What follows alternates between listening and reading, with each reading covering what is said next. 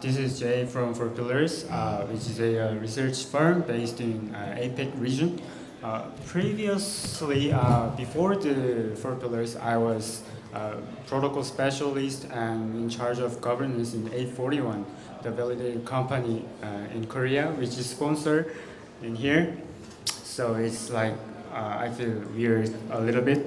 Anyway, thanks for having me as a moderator in this great panel discussion. And also, I want to say thank you to all the attendees for spending your time. It's Friday night, so yeah, and also nice to see all the panelists. So yeah, the topic is about the mass adoption. To me, mass adoption is quite abstract and ambiguous and intangible, just like the decentralization. But at the same time, I feel it is really a pretty crucial vision for Web3 players because it reflects the social acceptance of value of the blockchain. Therefore, as a Web3 practitioner, we need to get to know how leaders in each field are approaching mass adoption so that we can further improve and refine on our approaches to Web3 adoption. So I hope this discussion helps you all of this. And let's get started with an introduction of each panelist. So here, Thomas, could you please introduce yourself and your project? Hi, I'm Thomas. I work at Nethermind. That's a company we started 6 years ago, and it's mostly dealing with protocol engineering, building Ethereum core development, Starknet ecosystem as well. Since 2019, we've been building Starknet together with Starkware and other ecosystem builders. We collaborate with Flashbots, so I was working with Flashbots on MEV projects since 2 years ago. Also building lots of infrastructure projects, RPC solutions, validators. We're operator on Lido. We built TwinStack as a joint venture between Nethermind and Weban, which is institutional staking solutions. So the last few years in Web3, in crypto space, all the time. Hey everybody, my name is Charlie Hu. Come from China, mostly living in Singapore since 2021. I've been in the Web3 space since 2015. I've been working with multiple public chain. I used to lead ecosystem building for Polkadot in China and working with Tezos and Polygon. I was head of APAC for Polygon and doing quite a lot of the BD work in 2021. And now I've been started helping one of the very upcoming old but then also new chain called TomoChain and co-leading with the 198 team and helping them on the ecosystem growth. There's a lot of things going on with TomoChain, which I want to talk about today about mass adoption. So looking forward to the panel today. Hey guys, this is Aniket here. I'm one of the co-founders of Biconomy. Personally, been 6+ years for me also in the space. My entry, I call it like Chinese serendipity. I happened to be in Shanghai for some other reason, but just got into crypto somehow. I worked for Binance for a couple of months. Then actually got started with Biconomy almost 4 years ago. With sort of the topic of the panel today, mass adoption. That was sort of a vision as well, like for Biconomy. How do we make crypto like more easy and accessible to everyone? It started when like we were ourselves like struggling to use applications, and personally it took me like 3 days to get hold of MetaMask. So from last like 4 years, we've been trying to make sure that we make applications more accessible. I mean, we're still not there, right? Like it's a lot better than how we got started and where we came from. There was no DeFi, there was no NFT, there was no, any of the buzzwords that we know right now. And we had built like many tools just to make sure that things become more seamless. For example, Gasless is something that we launched in 2020 that kind of became like a standard in at least one of the chains, Polygon, where most of the applications use us. And of late, from the last 2 years, we've been like diving deeper into account abstraction and working majorly around the infra to support multiple chains. Hi, my name is Yoon. I lead product at Lotus. We're basically a data infrastructure as a service for developers, built by developers. We basically make it really easy for you to grab data from on-chain and off-chain so that you can use that data to do whatever, right? So when you build a project, it doesn't stop at building a smart contract and putting the data onto the chain. You have to retrieve that data, and usually a lot of projects have to create infrastructure to decode the data and then also organize the data, clean the data, etc. And that's a repetitive process that a lot of projects spend a lot of time and money on. So we want to actually create that as a service. So yeah, that's what we are currently working on, and I think that's crucial for mass adoption of Web3 technology in general. Hi everyone, I'm Victor from Manta Network. I've been working on crypto since 2017 and doing something investment. I used to work my own fund and working at Ontology's ecosystem fund, and also back in 2018 I started back to school, take a master at Harvard Kennedy School, and I was student under Gary Gensler, who is the current SEC chair. Things change a lot after now, and I started Manta since 2020. Manta is a privacy-focused platform, and it's right now generally working on a lot of ZK application more than privacy, and so developers, they don't have to learn new language. They just call Solidity contracts, and they can just build an application with this ZK circuit. And we have 600,000 ZK SBT on top of us, and 50 projects building on top of us, and also include CyberConnect as our partner. All right, thank you for your introduction. And so let's get to the first question. So today we are observed really a bunch of companies are trying to introduce Web3 or blockchain. So what do you see? What do you think that which industry or which use case are the best for the Web3 or adopting blockchain? So at this time, let's speak with Victor first. Thank you. I think ZK is basically the worst part for the mass adoption because they have the terrible user experience for most of the things. If it's come to ZK, the computation, it need heavily computation, and it need really expensive, cost for proof generation. So we've been doing 3 years, since 2020 for zero knowledge, and I think we are really few projects really focus on acquire user mass adoption because we've been talking story for past 2 years, and it's just not fun to keep talking story, and we try to do something real shit. I think in general, from the start, what we're doing is more on SocialFi because I think SocialFi credentials is really easy to partner with others. It's just from ZK perspective, compared to you talk to user this money is private, no one care about it. But if you have credentials and people just mint it, they don't need to care what is ZK. And we somehow get a lot of credentials first, and also we build on-chain game, and some people can start to use ZK, to do the randomized number and then do the on-chain game, with this randomized number, and it's fully fair and private game, and that's kind of how user came to our chain as well. And then we try to use these credentials into DeFi world, and this is the next step we are doing. So we kind of opposite. Most of the chains start from DeFi and then GameFi and then SocialFi, but we start from SocialFi first. I think it makes sense for the ZK platform because it's too complicated and not user friendly. Yeah.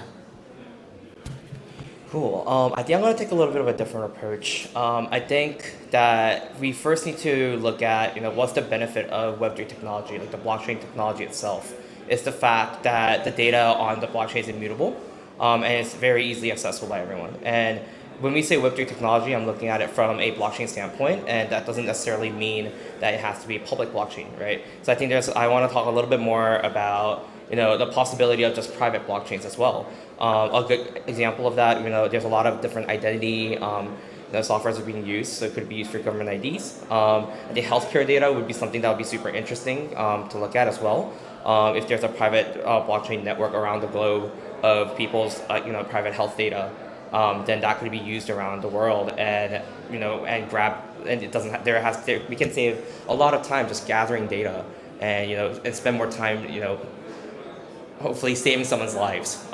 So in a sense, I think those are kind of some of the areas that I'm also kind of personally keeping an eye on, and also why I think SocialFi is something that could be also something that we should be looking out for in terms of the identity space, just for the betterment of the technology itself.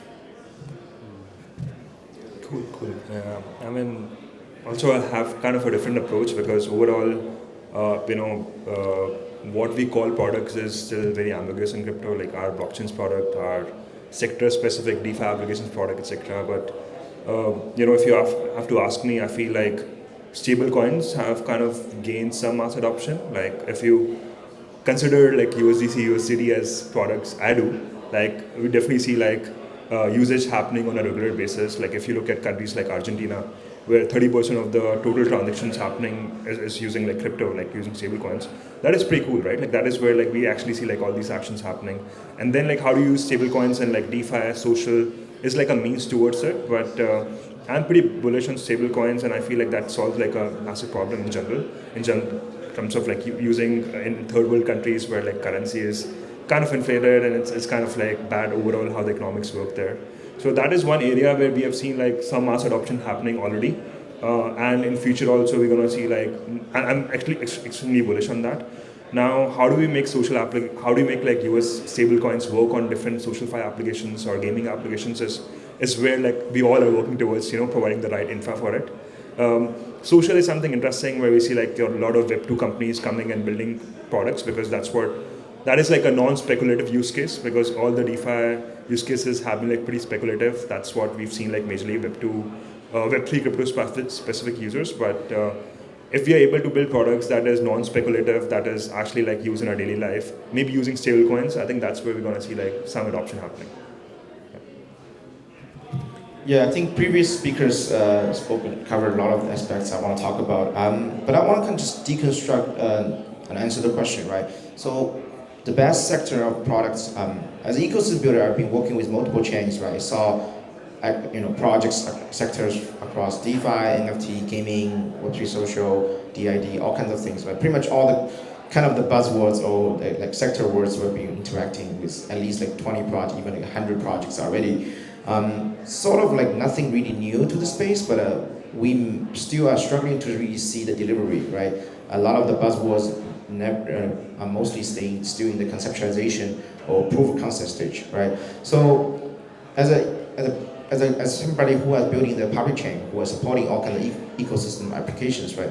We really need to drill down to some basics, right? One is, can this application really solve any unique problem which Web3 can solve, which is like trust layer, right? Transparency, all kinds of things. Why we need Web3 on this application, right? So and also this application can bring either liquidity or unique wallet on-chain wallet addresses, right? And also what kind of on-chain transactions they can generate, things like that, right? For a lot of the applications, there's always a controversy debating around, do we really need a blockchain for that, right? Like, including like Web3 gaming, right? What gaming need Web3, so to speak, right? So all these debate are very, very healthy and very important to really think it through for application builders, right? So like people mentioned about stable coins, all kinds of things. Adding this, immutability and trust layer for programmable finance, right? Programmable gaming are all very important. I think we're still missing some important Web3 middleware infrastructure, including ZK, on-chain composability, multi-chain DID, and so on, really can support this on-chain composability for applications. So I wouldn't say I have a favorite sector, so to speak. We are very sector agnostic as a chain. I think TomoChain as one of the kind of old chain, but also being kind of growing and being very low on the gas fee and high on the TPS, and trying to support our user adoption, our user acquisition and distribution is essentially to power applications across different sectors. Yeah.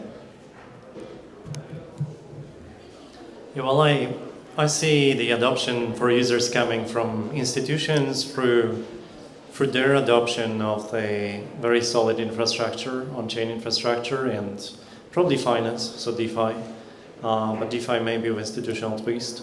So It's the performance of the technology, its capacity, transactions per second, the guarantees that the technology provides. So if you think of all the zero knowledge technologies that say, yes, look, as an institution, you can make a choice for the users.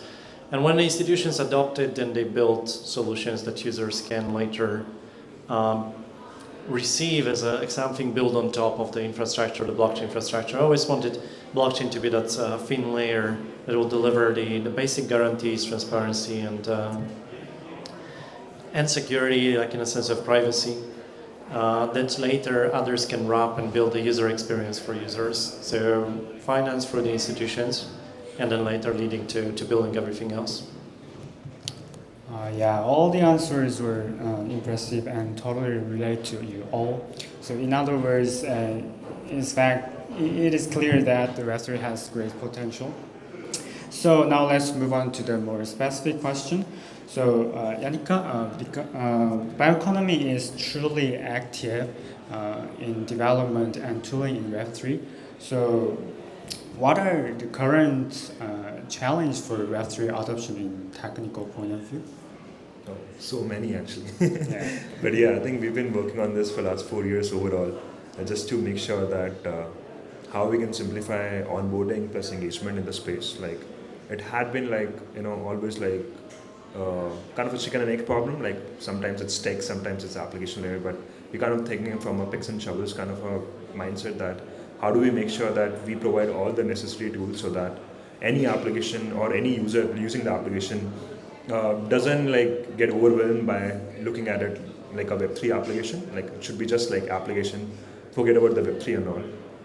So the first problem that we solved, and it's still like a big problem is gas. Like gas for guys like us, it's fine. Like we all used to like paying gas fees, but any like end user who is using applications for the first time, the concept of gas itself is like very confusing and very, it's a broken flow, like users are not used to pay to use an application. But here, necessarily like anything like you do within an application, like users are paying for it. So that's like something that we have solved to a certain extent where dApp developers themselves are also ready to pay for the gas, like for the users so that they are able to use an application. So this is like one area where like, people confuse quite a lot. Then like I think onboarding is also very difficult, like seed phases and all. I think we have kind of ranted about this for years now, but it's still the problem where logging into like MetaMask and all takes forever, including us. So stuff like what Particle guys are doing, like how the user flow over CyberConnect was quite helpful overall, where like users are using through like social like Twitter account or OTP, getting used to an application. Then I would say like overall like within the application, like doing the transactions is also something that's very complicated because like whenever you do a transaction, sometimes like transactions kind of fail, right? Like users kind of don't even come to know that the gas was low or high. So the entire, I will say like transaction infra is something not ready like for mass adoption, where we are kind of making our own ways to make sure that things become simple for the users. So like I've like ranted about a couple of problems in the space, and Biconomy as a company, we're trying to solve all these problems step by step. Gas is solved, onboarding is solved. Now we're trying to work a lot around like multi-chain transactions and also like simplifying user flows where users don't have to like do signing all the times. So that's what the companies all focus on, just making sure that we make it extremely easy for anyone to use blockchain applications. The good goal for us is going to be like in the next couple of years, if people stop using Web3 and just like focus on applications, that's where we'll say like, okay, we have achieved our goal. All right, thank you very much. And I want to ask this question to Charlie too, because I'm really related to your previous speech, because I'm the person who believes that the UX issues are coming from the lack of the middleware. So I want to listen to your opinion. Can you repeat the previous question? Yeah. It was all right. The answer. So the question was, what are the current challenges in Web3 adoption? Yeah, I think the founder of Biconomy mentioned really important points, which is gas, right? I would say gas is one element which really turned off a lot of Web2 users. I remember the very first moment I interacted with some Web3 apps. really get turned off, right, on this pop-up window and the MetaMask and all that, right? I think that a lot of people complain about the fact the user experience of certain wallets is not good, but they only look at the symptom, right? We need to look at the result. The result is drill down to the fundamental infrastructure of the public chain, right? We have this trilemma of decentralization, scalability, and security problem, right? And it's various projects using various approaches trying to solve that. I think that part is being fairly well solved. I wouldn't say it's completely solved, but we have infrastructure across over almost 20 to even 50 projects kind of doing that already. So we're getting to the stage of Web3 2.0 stage that mass adoption really wants to come, but what exactly does it mean, right? So we have a lot of toolings around, right? We have applications with pretty bad tokenomics coming, right? And the whole user journey has been pretty weird. You have to manage the seed phrase, you have to understand this and that, almost being like a software engineer to handle some kind of complicated, sophisticated on-chain games, so to speak, right? So there's a lot of nerds degening around some interesting DeFi applications. I think that's fine, but it's really just belongs to some small alpha groups of people. I wouldn't really agree that's mass adoption. Mass adoption has to be very simple. It needs to be seamless to integrate, low gas fee, almost gasless, right? People are talking about that for a while. There's some solutions trying to do that. And really have the user stickiness. The user stickiness now, a lot of them are really come from this speculation and alpha-ing, degening, and we make some quick speculation due to some of the tokenomics, right? And then eventually the project failed because of the death spiral. I think the stability and user stickiness of a lot of applications needs to be improved, and that's require a lot of wisdom, right? So I wouldn't say I have the silver bullet for all these applications. We as an infrastructure provider definitely wants to help some of the application projects, but I think without solving those problems, no matter what they're trying to come up with a fancy concept, they need to solve those problems, right? And I see a lot of those applications don't necessarily have very loyal, sticky user base, right? Even no matter how much money they spend on user acquisition, people come and go. They flow to the next chain, next application fairly quickly. That's a problem, right? I think that needs to be solved. Otherwise, we are just talking about when mass adoption with thin air. Yeah. Thank you very much, and I can feel that. All right. So next question is for Thomas. He has a point. Sorry. Just because the topic of UX came up, I think one of the UX that's actually overlooked both in Web 2 and Web 3 is developer user experience. I think one of the reasons why in Web 3 the technology is not, the applications are not at the rate of innovation that we want to be is because there aren't developer tools that are developed enough to solve the problems that the other panelists have mentioned. And I think, I worked at multiple Web 2, Web 3 infra plays before, in infra teams, and no one really cares about the experience of developer tools for the sake of the fact that they're developer tools. And I think that's one of the areas that we're actually focusing on a lot is that right now any of the the market products that are on the market right now. A lot of the infrastructure are built by people who've never really worked on infrastructure or used these infrastructure tools. So I think that's where the lack of consideration for the developers who are building products and applications comes from. So I think what I've been trying to do is pay more attention and gather more perspectives of developers who are working on these different projects, so that we can get, and also from developers from Web 2 who wants to jump into Web 3. You mentioned, for example, the barrier of entry to join in the industry is not necessarily only for the end users, but for people who want to develop in Web3 as well. So I think those are some areas that I want to highlight a little bit more, and as well as put an effort to improve. All right, thank you very much. All right, so the next question to Thomas. Nethermind has a broad reach into the very technical side of Web3 too. So, and several keywords like intent or account abstraction, NFC-bound accounts, identity, and they are in spotlight at the moment. So, based on your experience in the industry, are there any standards or technologies that you feel essential for Web3 adoption? Web3 adoption, I think anything that increases the performance of the chain, so increases transactions per second. So any improvements around the engineering solutions. So when you look at the progress that was coming from Solana or that was coming between the Cosmos and Ethereum ecosystem, improving the client's implementations or consensus implementations, Narwhal, Bullshark, paper that started being introduced into the new chains. All of this, I think, builds the infrastructure that improves everything and then enables adoption. So I usually look at this as from the very, very base layer you go up, and those improvements at the very bottom actually are exponentially affecting everything else.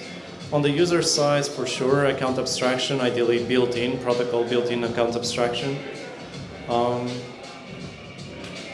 I feel any improvements in understanding of DeFi and the economics of chains, of tokenomics, so the research in that space that allows to construct better AMMs, models, or maybe also with performance, built like order book or matching, off-chain matching solutions with ZK. So all of that together pushes us forward step by step slowly, but I look always at the bottom layers. That's true too. So Web2 people often say that Web3 is so inconvenient and less developed, but I'm different. To be honest, I think we've evolved enough, and although we are still have a long way to go. So I also like to talk about the synergies with existing technologies. So AI has just become a popular technology in Web2 thanks to GPT.